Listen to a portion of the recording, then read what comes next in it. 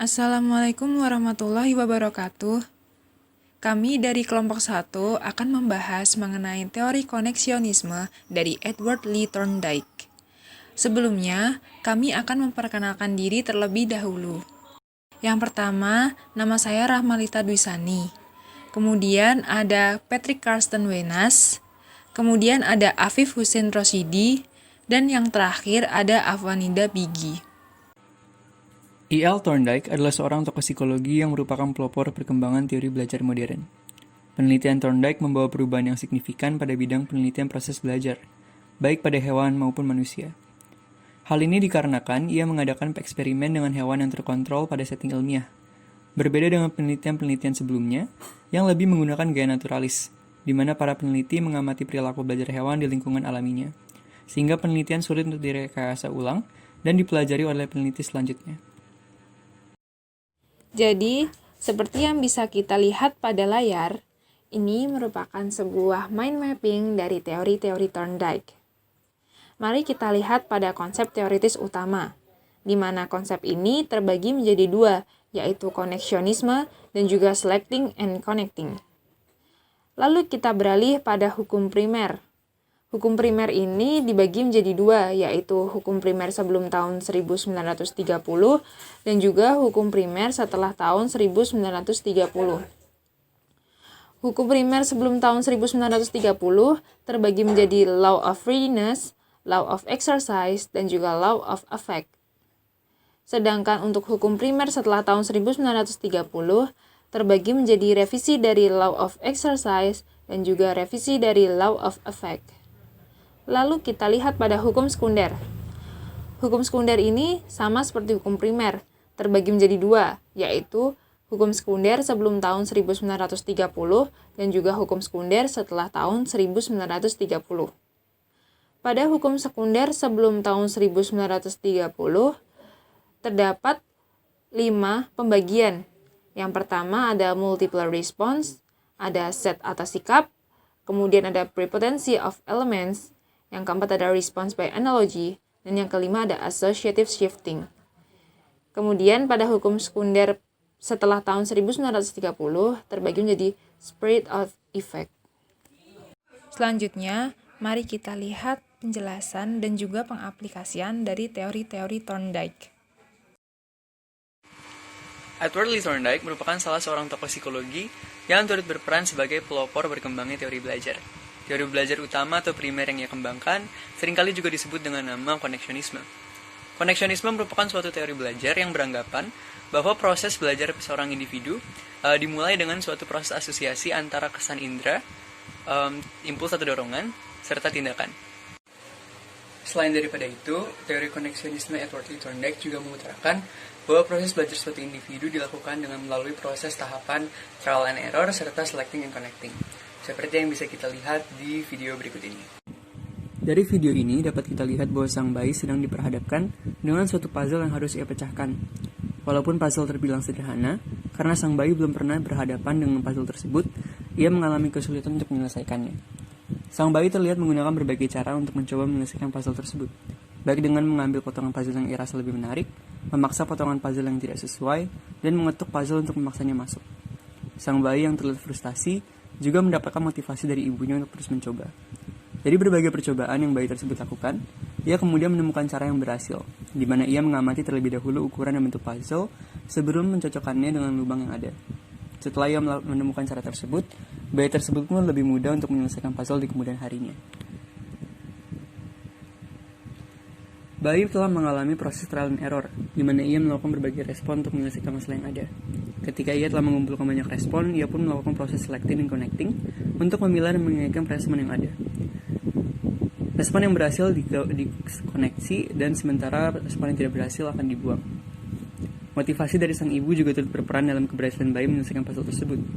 Hal ini menunjukkan bahwa proses belajar bersifat inkremental dan bertahap, di mana sang bayi melakukan tahapan-tahapan kecil untuk menyelesaikan masalah yang dia hadapi. Pemikiran Thorndike sebelum tahun 1930 dibagi menjadi 3 bagian.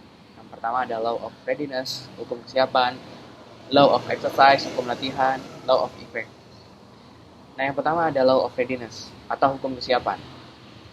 Inti dari hukum kesiapan ini ialah ketika seseorang siap untuk melakukan sesuatu, maka akan tercipta suatu kondisi yang menyenangkan ketika ia melakukannya. Sebaliknya, ketika seseorang tidak siap dan dipaksa untuk melakukan sesuatu, maka akan tercipta kondisi yang tidak menyenangkan atau menjengkelkan. Simpelnya, seseorang akan tidak suka ketika dirinya dipaksa untuk melakukan hal yang tidak disukai oleh dirinya. Dengan kata lain, seseorang akan mudah untuk melakukan ketika ia siap melakukan hal yang disukai oleh dirinya. Aplikasi lebih jelasnya mungkin bisa dilihat di video berikut ini. Selamat malam murid yang mengantuk. Selimut dan bantal, apakah ada lagi yang lebih baik? Aku belum mau berpisah, tapi harus dengan segera karena kalian ketiduran. Hei, cepat bangun. Kita terlambat ke kelas. Apa? Kelas apa? Bisa kecilkan suaramu? Ketiduran saat sekolah adalah mimpi buruk bagi murid yang pandai. Bahkan dia sengaja menyalakan lampunya. Wow, dia ganti pakaian dengan sangat cepat. Dan bagi murid nakal, kelas pagi bukan alasan untuk bangun. Kau telat ya, sebaiknya bergegas. Aku ingin tetap tidur di rumah saja. Terserah. Pelajaran sudah dimulai. Permisi, ini aku. Siapa peduli jika telat? Omong-omong, wanita sejati tidak pernah telat. Dia datang dengan sesuka hati. Kau tidak tahu itu? Kau seorang wanita, kan? Murid lainnya terkejut. Dia kasar sekali.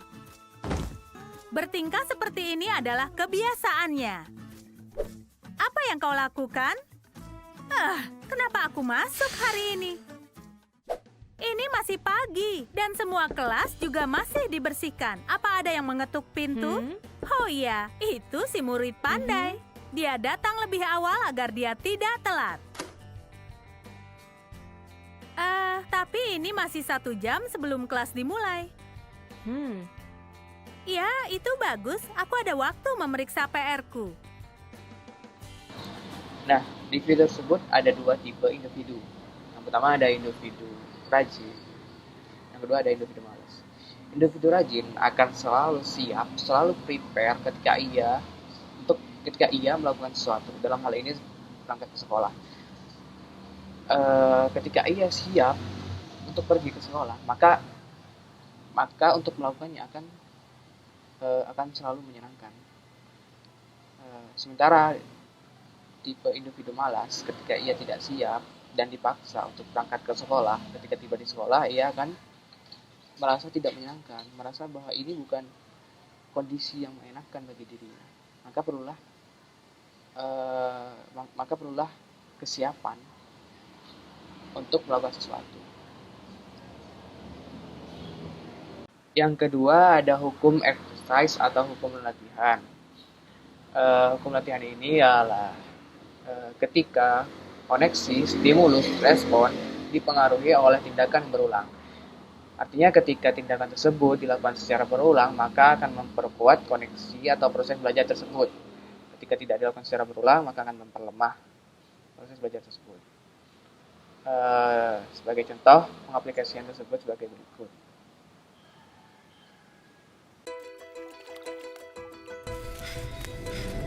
Anakku tidak akan menang jika aku mengalah. Anakku akan menang saat dia mengalahkanku. Saat itulah dia punya semangat juara. Dan tidak bisa kuajarkan hanya dengan kata-kata.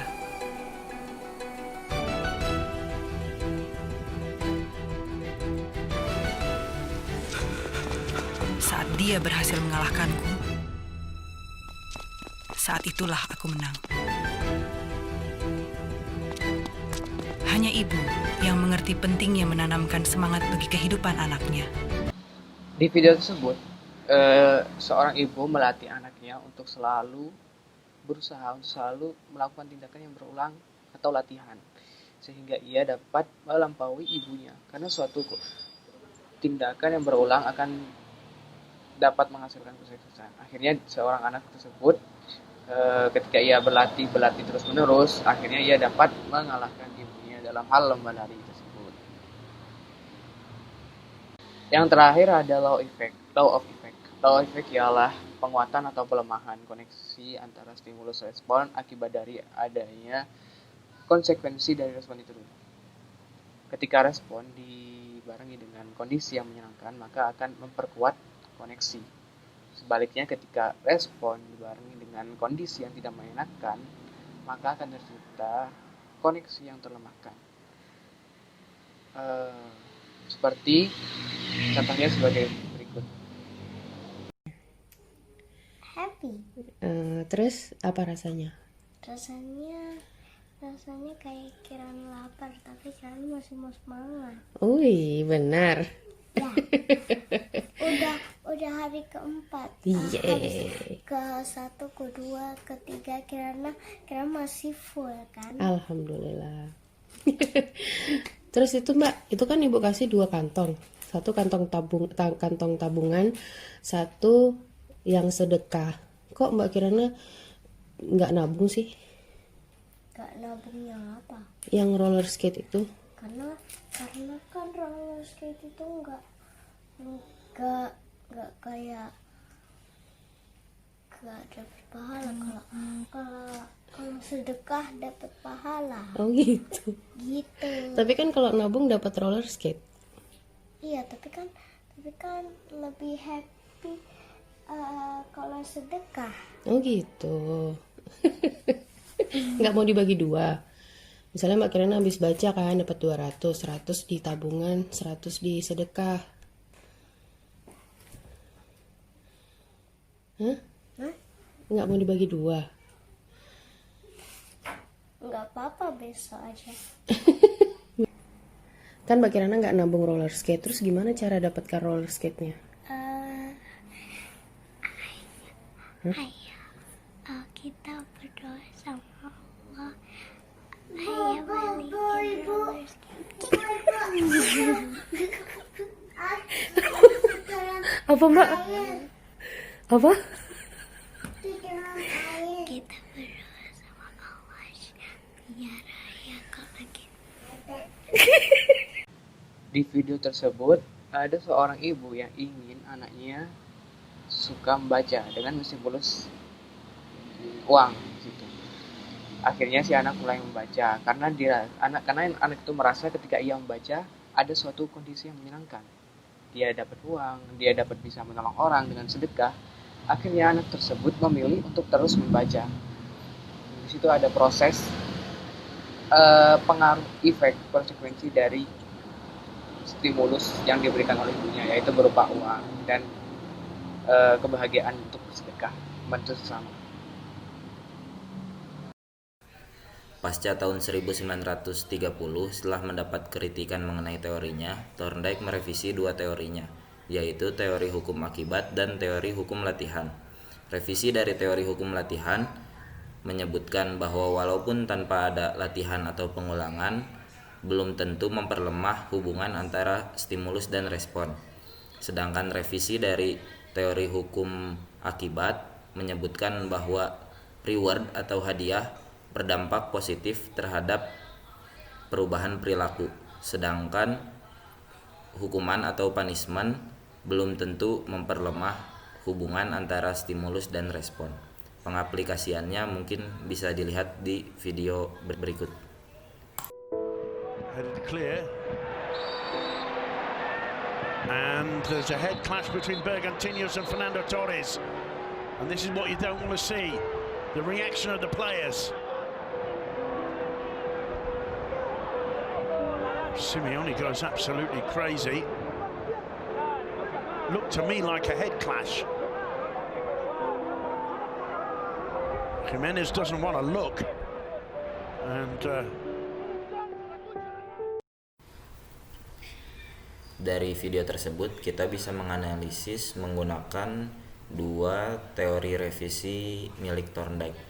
Yang pertama, teori revisi hukum bisa kita analisis dari sudut pandang si pemain yang melakukan pelanggaran, di mana ia mendapatkan hukuman berupa kartu kuning atau kartu merah. Tetapi hukuman tersebut tidak menjadikan ia berhenti untuk bermain bola, namun bisa ia jadikan sebagai pelajaran agar tidak terulang lagi nantinya. Lalu yang kedua, Teori revisi hukum latihan bisa kita analisis dari sudut pandang si orang yang cedera, pemain yang cedera, dimana ketika ia cedera berat, ia harus memulihkan dirinya dalam kurun waktu yang lama. Dalam proses memulihkan dirinya itu, dia tidak melakukan latihan, tidak bermain bola, tetapi bukan berarti proses memulihkan dirinya itu berakibat buruk untuk skill bermain bola. Jadi vakumnya dia bermain bola itu belum tentu memperlemah skillnya dalam bermain bola. Selanjutnya, saya akan membahas mengenai hukum sekunder. Seperti yang telah kita ketahui pada mind mapping di atas, hukum sekunder dibagi menjadi dua. Yang pertama ada hukum sekunder sebelum tahun 1930, dan yang kedua ada hukum sekunder setelah tahun 1930. Di sini saya akan membahas tentang hukum sekunder sebelum tahun 1930. Hukum sekunder sebelum tahun 1930 sendiri dibagi menjadi 5. Yang pertama ada multiple response, yang kedua ada set atau sikap, yang ketiga ada prepotency of elements, yang keempat ada response by analogy, dan yang kelima ada associative shifting. Yang pertama yaitu multiple respon atau respon berganda. Respon berganda ini merupakan langkah awal dalam proses belajar, di mana ketika kita dihadapkan pada suatu masalah, pasti kita akan melakukan proses trial and error.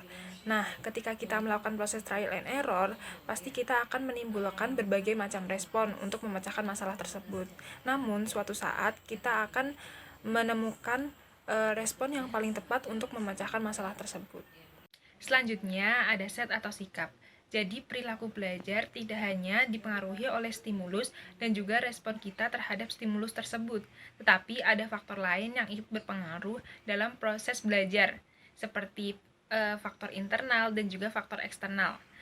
Contohnya seperti faktor sosial, faktor kognitif, faktor psikomotorik, dan faktor-faktor yang lainnya. Kemudian yang ketiga ada prepotency of elements. Jadi ketika kita melakukan proses belajar, kita hanya akan merespon pada situasi tertentu, yang mana situasi tersebut mendapatkan atensi atau fokus lebih dari kita. Kemudian pada saat itu juga kita melakukan penyeleksian terhadap situasi-situasi yang ada di sekitar kita, atau yang biasa kita sebut sebagai response selektif. Selanjutnya ada response by analogy. Jadi, response by analogy ini ketika kita dihadapkan pada situasi baru yang mana situasi ini belum pernah kita jumpai sebelumnya. Namun, kita memasukkan dan juga melakukan transfer terhadap unsur-unsur yang mirip atau hampir sama pada situasi sebelumnya dengan situasi yang saat ini, sehingga kita dapat beradaptasi dan menyesuaikan diri dengan situasi saat ini. Dan yang terakhir ada associative shifting.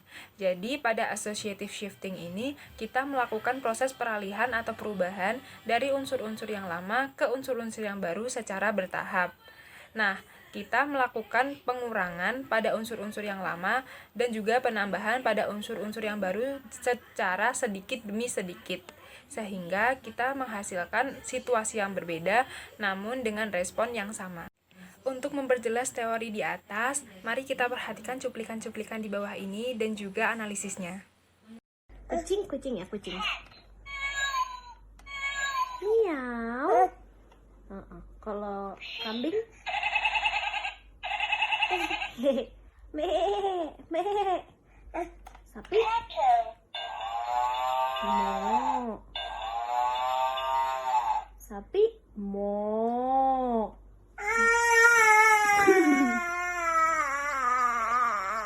Sayang, sapi emang suaranya mo, nak. Emang kayak gitu suaranya, sayang. There's nothing to cry about. That's just the way how cow sounds. Cattle. Mo. I don't want any. Mo. Mo. Iya, betul kayak gitu suaranya. Lagi. Mo. Mo.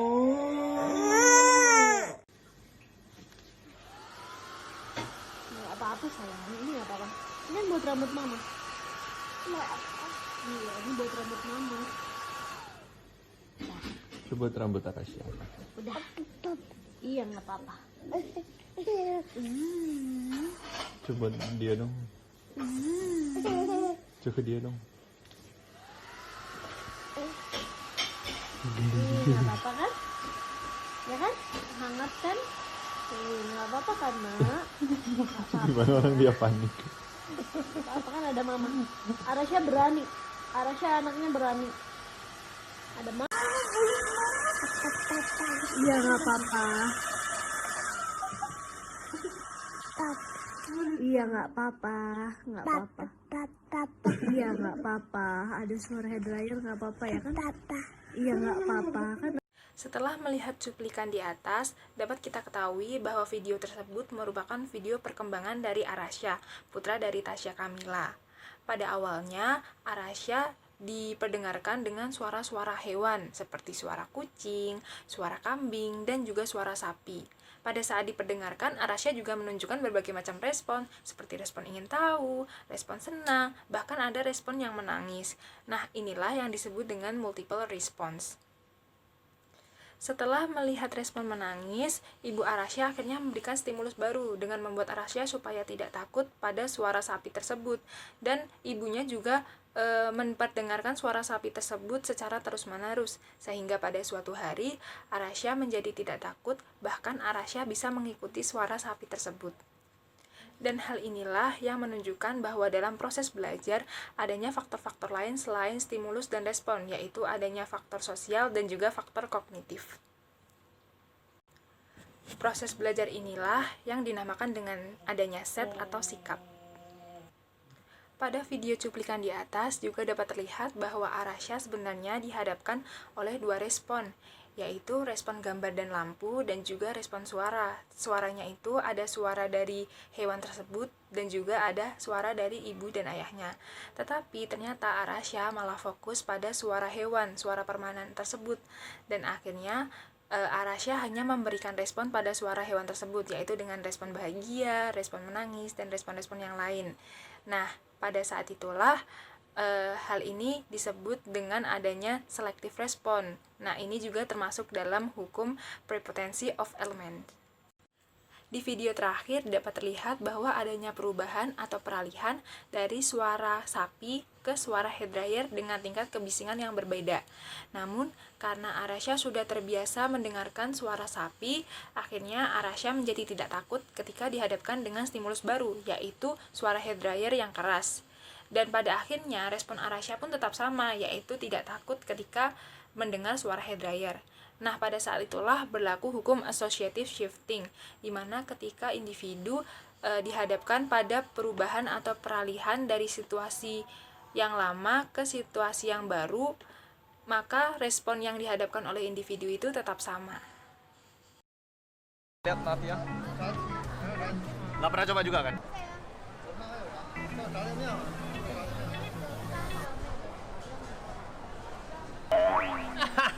Gimana? Rasanya gimana? Coba dijelaskan dong. Nggak berani gigit. Digigit aja langsung. Gerak-gerak dia. Gimana? Sama kayak makan cumi rebus lah. Ini kan nggak direbus bro. Ya dianggapnya. Dari video cuplikan di atas, dapat terlihat bahwa terdapat 3 orang, yang mana 2 orang di samping Hansol belum pernah memakan gurita hidup. Dan video tersebut juga menunjukkan adanya hukum response by analogy. Hal tersebut bisa dibuktikan ketika Hansol bertanya pada si wanita apakah dia pernah memakan gurita hidup sebelumnya, dan si wanita menjawab bahwa dia belum pernah memakan gurita hidup sebelumnya. Hal inilah yang menunjukkan bahwa si wanita dan si pria yang satunya ini dia dihadapkan pada situasi baru yang mana belum pernah dijumpai pada situasi sebelumnya. Di akhir video, Hansol juga berkata bahwa dia membayangkan makan gurita hidup itu sama seperti makan cumi rebus. Hal inilah yang menunjukkan adanya transfer dari situasi lama ke situasi yang baru. Sehingga mereka bertiga merespon ketika makan gurita hidup sama seperti makan cumi rebus. Dan mereka dapat makan seperti makan makanan yang lainnya. Edward Lee Thorndike juga mengemukakan suatu teori yang ia sebut dengan nama spread of effect.